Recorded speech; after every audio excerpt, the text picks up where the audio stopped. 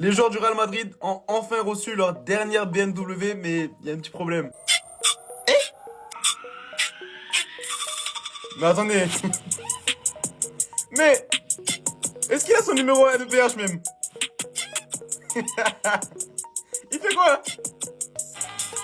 Il comprend rien. Ah oui.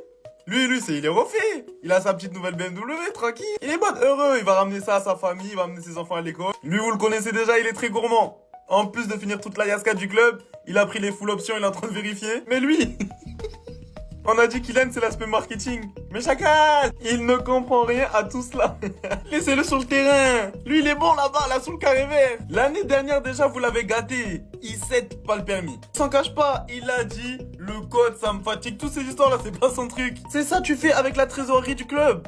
Quand c'était pour prolonger les Luka Modric? Ah, fallait pas décoffrer. Les Sergio Ramos, les Gareth Bale, les Cristiano Ronaldo. Ah là non, hein. Et quand c'est pour offrir des véhicules à des joueurs qui cherchent leur clignotant ou des joueurs qui préfèrent la sape au football. Et puis Papiniere, j'espère juste que même si t'as le verre bien chargé, t'as pas fait ce qu'il ne fallait pas faire. J'espère que tu lui as rien donné à lui là cette année.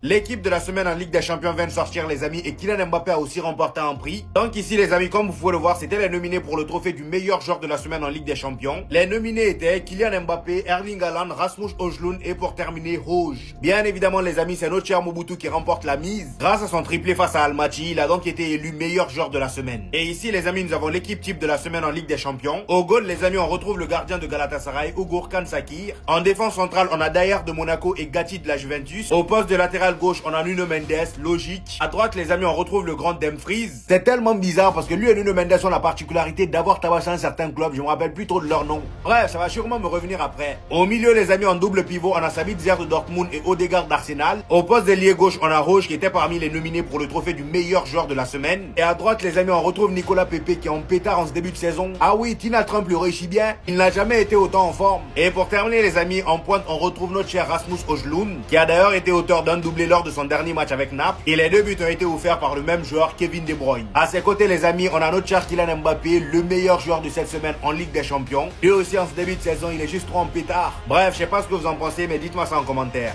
Je vois beaucoup de supporters dramatiser et même s'énerver devant cette vidéo en expliquant que pourquoi ils supportent le Barça, qu'eux ils rigolent après une défaite. Les gars, c'était qu'un match de poule face aux champions d'Europe.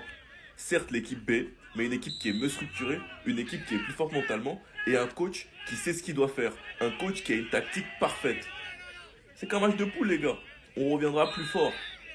Les gars, c'est que le premier match de la saison, c'est notre première défaite de la saison. L'objectif, c'est de finir minimum dans le top 4 en LDC, ce qui est toujours possible. Le PSG a su faire ce qu'ils savent faire le mieux, rendre les équipes nulles. Faire croire au monde qu'une équipe est nulle tellement il les écrase dans le jeu. Sur internet, ils ont fait tout un cinéma concernant les absents, mais au final, quand on a vu les deux équipes jouer, on a très bien vu quelle absence pesait le plus. Ce n'est pas une excuse, c'est des faits. Les efforts défensifs de Rafinha et aussi son aspect décisif, car c'était notre meilleur joueur en LDC la saison dernière et cette absence, ça s'est fait ressentir.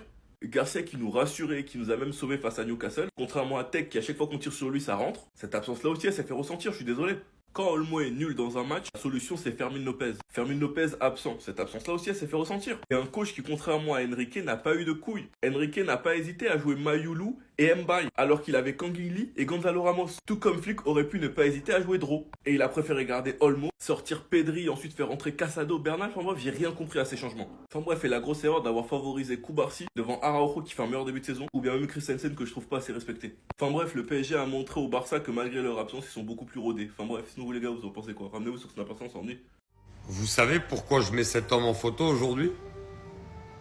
Parce que lui et son alignement dans le piège du hors-jeu manquent énormément au FC Barcelone. Parce que la différence entre la saison dernière et ce début de saison du côté du FC Barcelone, c'est la défense. Alors, elles ont un point commun. C'est que les deux, elles n'ont pas été très bonnes, que ce soit l'année dernière ou sur ce début de saison. Mais il y a aussi une très grosse différence entre les deux. C'est que la saison dernière, Flick a misé sur le piège du hors-jeu. Et ça fonctionnait. Les équipes, elles étaient 9 ou 10 fois hors-jeu, surtout les grosses équipes quand elles jouaient le Barça. Et bien sur ce début de saison, il y a toujours le piège du hors-jeu, mais c'est plus le cas. Les équipes, elles arrivent à le contourner, ce piège du hors-jeu. Et pour moi, pourquoi? Parce que ce mec n'est plus là. Et que c'était lui qui contrôlait parfaitement la ligne du hors-jeu du côté du FC Barcelone. Alors ça, faut vraiment aller loin quand tu regardes le match pour t'en rendre compte. Mais moi, c'est ce que j'ai vraiment observé depuis le début de la saison. Le Barça est beaucoup plus en danger parce que le Barça s'aligne beaucoup moins bien sur le hors-jeu. Alors après, c'est parce que ça bouge beaucoup. Des fois, tu as Araujo Christensen, Araujo Kubarsi. Des fois, ça change beaucoup en défense centrale. Mais très clairement, au niveau de l'alignement, on a beaucoup plus de mal au Barça que la saison dernière. Et c'est quelque chose que Flick ne supporte pas d'ailleurs. Inigo Martinez et son alignement sur le piège du hors-jeu nous manquent énormément.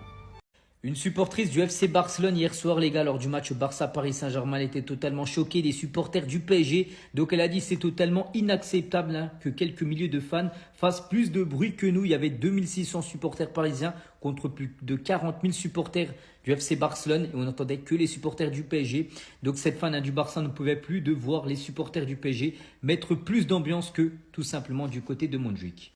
Toujours sur la rencontre hier, donc oui, une discussion en fin de match, les gars, entre Nasser, le président du Paris Saint-Germain, et l'attaquant polonais Robert Lewandowski. Lewandowski, en gros, il a dit à Nasser qu'il était choqué du Paris Saint-Germain. Il a dit que c'est une équipe très talentueuse. L'attaquant polonais a expliqué avoir été épaté par le talent de l'équipe parisienne, mais aussi par sa jeunesse talentueuse. Un comportement très élégant vers le club parisien, bien sûr, pour un échange très positif. Et concernant cette rencontre hier, donc on peut voir l'équipe type bien sûr de cette deuxième journée de Ligue des Champions. Un Parisien figure, Nuno Mendes. Et à noter que le Paris Saint-Germain a quand même beaucoup de chances de se qualifier. Donc le PSG, actuellement bien sûr en deuxième position, a 78% de chances de finir dans le top 8, c'est l'objectif. Et même 99,6% de chances de finir dans le top 24. Offrir une voiture neuve à des millionnaires, c'est le concept entre BMW et le Real Madrid. Comme vous le savez depuis un moment, les gars, les joueurs du Real Madrid reçoivent chaque année une voiture de la part de BMW car ils sont en partenariat avec le Real Madrid. Et les gars, c'est pas des voitures qui datent, c'est pas des voitures d'occasion ou quoi. À chaque fois, c'est le catalogue de l'année en cours. C'est-à-dire qu'en 2023, ils ont pris des voitures de 2023, en 2024, 2024 et 2025, 2025. Vous avez compris le principe. Et bien cette année encore, ils ont reçu leurs voitures neuves, avec lesquelles ils vont venir à l'entraînement pour faire la promotion, etc. Mbappé, l'année dernière, il avait choisi cette voiture. Donc, c'est la deuxième BM en 2 ans. Enfin, en 1 an, on va dire. Parce que les gars, il n'y a eu qu'un an qui s'est passé. On peut voir, les gars, des gars comme Bellingham, comme Vinicius, Hendrick. Tout le monde a sa voiture. Il n'y a pas que les têtes d'affiche. Arda Güler, il n'y a pas que les têtes d'affiche, les gars. Tout le monde a sa voiture. Et ça date pas d'hier. Benzema, les gars, il y avait déjà le partenariat avec Benzema. Avant, c'était Audi, encore avant. Ensuite, ça a été BMW.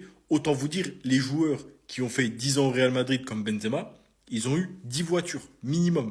Et tout ça, c'est pas une question d'argent. Oui, ils peuvent se l'offrir, ils peuvent pas se l'offrir. Non, c'est juste une question de partenariat. Ils arrivent, on leur donne les clés, ils font une photo. Bravo, allez, bonne continuation. Moi, je me demande vraiment, ils en font quoi de ces voitures au bout d'1 an?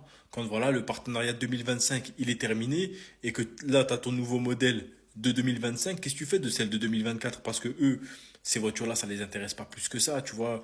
Eux, ils sont plus dans le luxe, dans les voitures sportives, etc. Donc, une fois que c'est dépassé, je me demande ce qu'ils en font. Olmo nous publie comme message: la défaite d'hier nous fait mal, mais elle nous rendra plus forts. Apprendre et progresser, ce n'est que le début. Nous continuerons à mener chaque bataille ensemble, jusqu'à Barça toujours. Et moi, ma vraie question, c'est: est-ce que Dani Olmo retient vraiment les leçons? On a fait 2 faux pas. Un match nul, une défaite. Un match nul contre le Rayo Vallecano, où Olmo a 7 actions. Cette action, il la cadre même pas. On fait match nul. Hier, on perd face au Paris Saint-Germain, il a 7 actions. Cette fois-ci, il la cadre. On sait tous très bien que si tu mets le petit Fermin Lopez, la cage, il te l'a explosé. On le sait tous. Le plus frustrant dans ce match, c'est qu'à un moment, tu menais 1-0, que tu avais le ballon dans la moitié de terrain du PSG, et Dani Olmo, il tente un lob du milieu de terrain. L'action d'après, on mange un but. C'est ça le pire, les gars. L'action d'après le lob de Dani Olmo au milieu de terrain, on mange le but. Moi, j'en viens à me demander, les gars, mais où est passé le Dani Olmo du début de saison dernière? Parce que de base, tout le monde était contre la venue de Dani Olmo parce que Fermin était en train d'exploser pendant les JO. Dani Olmo a réussi à nous faire retourner notre veste et nous a convaincus que c'est un joueur trop fort qui, s'il se blesse pas, il sera incroyable. Mais là, les gars, le temps passe, on attend et toujours rien. Le contraste entre le Dani Olmo de l'Euro et le Dani Olmo de la deuxième partie de la saison dernière, les gars, le contraste, il est énorme.